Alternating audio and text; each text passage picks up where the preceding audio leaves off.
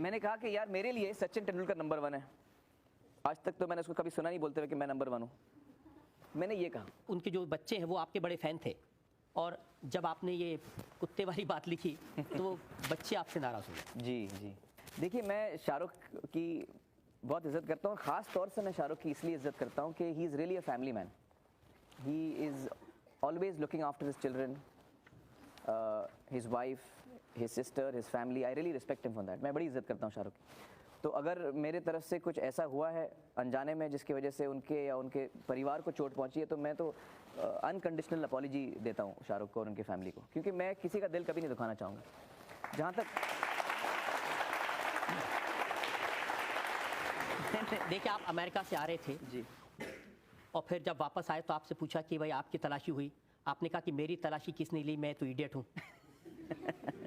और फिर साथ ने आपने ये जोड़ दिया। देखिए आप मीडिया वाले पहले तो हम लोग को पकड़ लेते हैं, फिर जब हम जवाब देते हैं तो आप फिर हमको डांटते हैं।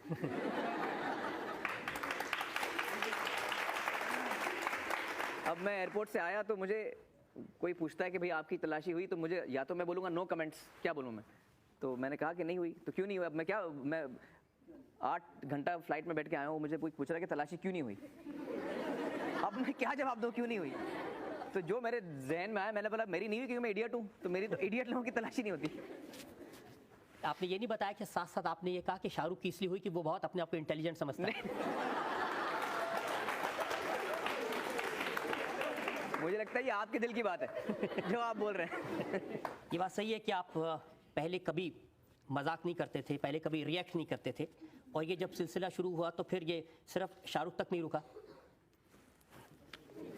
अब क्या कह दिया मैंने? सलमान के बारे में आपने क्या किया?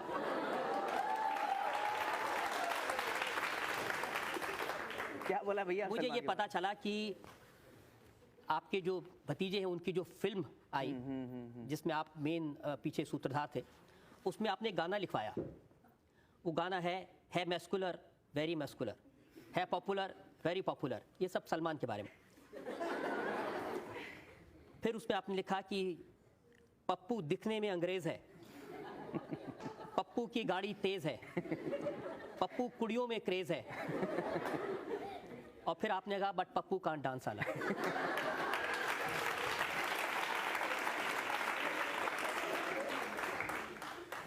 देखिए ये सच है कि ये फिल्म मेरी है, मैंने प्रोड्यूस की है, और इस फिल्म में ऐसा गाना भी है, लेकिन ये सलमान पर बिल्कुल नहीं है।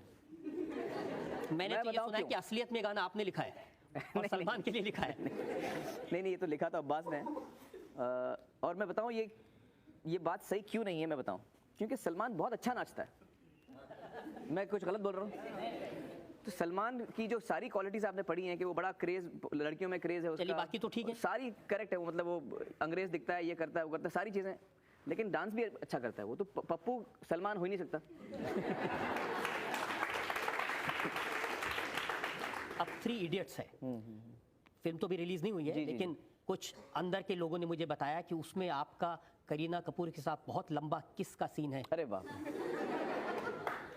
और कहने वाले का ये भी कहना था कि वो ऐसा सीन है कि सैफ अली उस पर कुर्बान हो जाएंगे। अच्छा, मुझे एक्चुअली एक सवाल मुझे पूछना है, ये सब चीजें आप लोगों को पता कहाँ से चलती हैं? ये फिल्म अभी तक रिलीज हुई नहीं है, तो ये आपने कैसे पता कर लिया? हाँ कैसे? मैं बड़ा, आपको पता कैसे चला ये? आप पहले बताइए कितनी लंबी वो।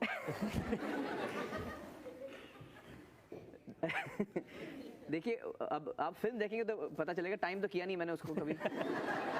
लेकिन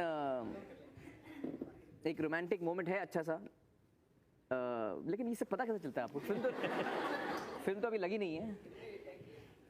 क्या ये सच है कि ये एक ऐसा स्टंट है जो इनकी जो फिल्म है कुर्बान, इसको ही कुर्बान कर देगा? नहीं ऐसा बल्कि स्टंट बिल्कुल नहीं है। अगर स्टंट होता तो हमारी फिल्म में प्रोमो में आपको दिखता हो, प्रोमो में आपको कहीं नजर नहीं आ रहा। आपने अभी ये सवाल पूछ लिया तो ये बात खुल गई।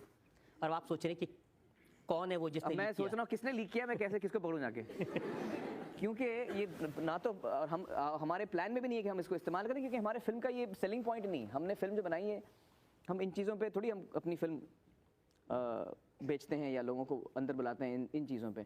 हमारी फिल्म जो है वो उसकी कहानी इतनी कमाल की है, ये मेरा मानना है। कि इसका जो यूनिक पॉइंट है फिल्म का वो उसकी कहानी है। इतनी बेहतरीन चीज़। और राजू जो डायरेक्टर हैं जिस किस्म के, उनकी खासियत ये है कि वो आपको एंटरटेन करते हैं, साथ साथ में आपको एनरिच करते हैं। मतलब ये कि वो आपको मज़ा भी आएगा और कुछ आपको मिलेगा फिल्म से। जैसे उन्होंने बनाई थी गांधीगिरी, मुन्ना भाई लगे रहो, मुन्ना भाई MBBS। तो इस फिल्म में भी मुझे लगता है उन्होंने ऐसी कहानी लिखी है जिसमें हमें देखने में मज़ा आता है, एंटरटेन होते हैं हम, और उसके साथ साथ हमें कुछ एक अहम चीज़ सीखने को मिलती है। हम इंतज़ार करेंगे इस फिल्म का, और ये भी देखेंगे कि उस सीन की लंबाई कितनी है। कि आमिर खान कंट्रोल फ्रीक है, जिस फिल्म में काम करते हैं अपनी टर्म्स डिक्टेट करते हैं, जैसे चाहते हैं वैसे फिल्म बनती है, उनकी उंगलियों पर बाकी सारे नाचते हैं, including the director of the film. अगर आप इंडस्ट्री में वाकई इन्वेस्टिगेट करें, छानबीन करें, तो आपको ये अल्टीमेटली फाइंडिंग मिलेगी कि अगर इंडस्ट्री में कोई एक बंदा है जो सिर्फ डायरेक्टर को मानता है और डायरेक्टर को लीडर मान के उसके पीछे चलता है, वो मैं हूँ। इससे मुझे मतलब इसमें मुझे रत्ती भर का भी डाउट नहीं है। मतलब मेरे करियर की शुरुआत में क़यामत से क़यामत तक रिलीज़ हुई, कामयाब हुई, उसके बाद मैंने कई फिल्में साइन की, और वो एक दौर था मेरे करियर का जब मैंने कुछ 8-10 फिल्में साइन की जो जब रिलीज़ हुई इतनी कामयाब नहीं हुई। 5 फिल्में रिलीज़ हुई और 5 की 5 फ्लॉप हुई। जी, और तब मुझे अंदाज़ा हुआ पूरी तरह से कि डायरेक्टर की अहमियत क्या होती है, और मेरे लिए डायरेक्टर चुनना बहुत अहम होने वाला है। तो सबसे पहला रूल जो मैंने बनाया वो ये था कि जब तक डायरेक्टर पे पूरा भरोसा मेरा नहीं होगा, मैं साइन ही नहीं करूँगा फिर वो डायरेक्टर क्या बनाना चाहता है, उसकी कहानी मुझे कितनी एक्साइट करती है, वो अहम बात है। और प्रोड्यूसर ऐसा हो जो हमें सपोर्ट करे, क्रिएटिव टीम को सपोर्ट करे फिल्म अच्छी बनाने में, जब फिल्म बने तो उसको अच्छी तरह रिलीज़ कर पाए। ये 3 चीज़ें बहुत अहम हैं मेरे लिए जब भी मैं कोई फिल्म चुनता हूँ। और इन 3 चीज़ों में से सबसे अहम ये है कि डायरेक्टर कौन है, डायरेक्टर कैसा है। तो इतना इंपॉर्टेंस और इतनी वैल्यू मैं देता हूँ कि डायरेक्टर कौन है। तो उसके बाद जब मैंने डायरेक्टर चुन लिया, और बहुत वक्त लगाता हूँ मैं डायरेक्टर चुनने के लिए। आप जॉन मैथ्यू से पूछ लीजिए, नए डायरेक्टर हैं, आशुतोष गोवारकर से पूछ लीजिए, फरहान अख्तर से पूछ लीजिए, उनकी कहानी सुनने के बाद मुझे कम से कम 1.5 साल 2 साल लगे उनको हाँ बोलने के लिए। मतलब वो मेरा मर्डर करने वाले थे वही रह गया था कि भैया आपको कहानी पसंद है, हाँ क्यों नहीं बोल रहे हैं। हाँ, मैं हाँ इसलिए नहीं बोल रहा हूँ क्योंकि मैं आपको परख रहा हूँ। आप जो बनाना चाहते हो आप बनाएंगे, पाएंगे या नहीं बना पाएंगे। आपको ये नहीं कह रहा हूँ कि आप मेरे लिए रुकिए, आप किसी और के साथ बना लीजिए। अगर आपको मेरे साथ बनाना है तो मुझे वक्त लगता है, क्योंकि मैं जब चुनूंगा आपको एज ए डायरेक्टर, उसके बाद मैं सरेंडर करूंगा। और जब मैं सरेंडर करूंगा तो आप जो है जहां गाड़ी को ले जाएंगे वो गाड़ी वहां जाएगी। तो डायरेक्टर चुनने से पहले मैं बहुत सोचता हूँ। तो डायरेक्टर की बात इंटरफेयर तो मतलब सवाल ही नहीं उठता। उसके बाद जो डायरेक्टर कहता है मैं वो करता हूँ। ये सुनने में बहुत अच्छी लग रही है बात लेकिन जो अखबार में छपा है, अभी अखबारों के बारे में आप क्या कह रहे हैं, मैं क्या जवाब दूं आपको। चलिए बोलिए, क्या क्या बोला। 3 इडियट्स के बारे में लिखा है। इन्होंने लिखा है कि जब ये फिल्म बनाने के लिए विनोद चोपड़ा ने बात की तो चोपड़ा साहब और हिरानी साहब ये दोनों आपके पास आए और आपके साथ जो कॉन्ट्रैक्ट साइन किया उसमें खास शर्त लगाई, एक क्लॉज कि he must not interfere in the film making process. ताज्जुब की बात यह है कि आज तक विनोद चोपड़ा और मेरे बीच में कॉन्ट्रैक्ट साइन ही नहीं हुआ है। मतलब इसमें 2-3 चीज़ें ज़ाहिर होती हैं। एक तो ज़ाहिर ये होता है कि मैं चलता हूँ ज़बान पर, और इंसान की ज़बान मेरे लिए सबसे ज़्यादा अहमियत रखती है।